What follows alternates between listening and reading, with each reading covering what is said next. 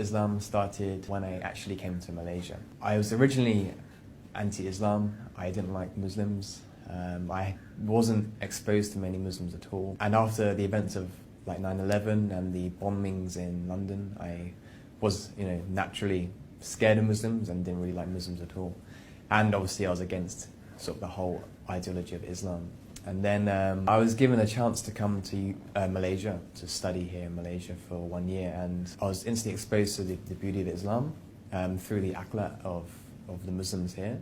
Everyone was very welcoming, and basically everyone was the opposite of what I was told by the media in England, and I naturally became curious and I wanted to know more. So when I was in Malaysia, I asked everyone more questions about Islam. Why do women do this, or why do you do this? They gave me the answers, and the answers of what I wanted to know in a very simple way so I could understand it, or any non-Muslim could understand it, without the complications, making it confusing for a non-Muslim to understand. Why do you do all the washing up your arms when you pray? Why do you bow down when you pray? Allow meat. Always question. Many of my friends replied nicely. And then I went back to England with a different mindset of Islam. I took it upon myself to go to the Islamic society in England, like the clubs. I basically joined in with all the Muslim week. I think every Tuesday we went to a club and just hang out and chilled and talked about Muslim matters in England. The reason why I did that was so I knew that all Muslims were like this. Going to Malaysia, Islam was great.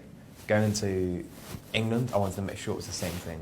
It wasn't this sort of this thing where everyone was like, oh, so nice to be in Malaysia, but in England or wherever else, Muslims were different. And then finally I came back to Malaysia to teach at UTM in Johor, and then decided to, this is the right thing, and that's how I became a Muslim. And after about 3 or 4 years of studying Islam, I decided to enter Islam. Hatte dann aber auch irgendwie die Nase voll von dem Montag bis Freitag 9 bis 5 oder 9 bis 6 arbeiten und danach Freitag oder Samstag irgendwie in den Club zu gehen, zu feiern.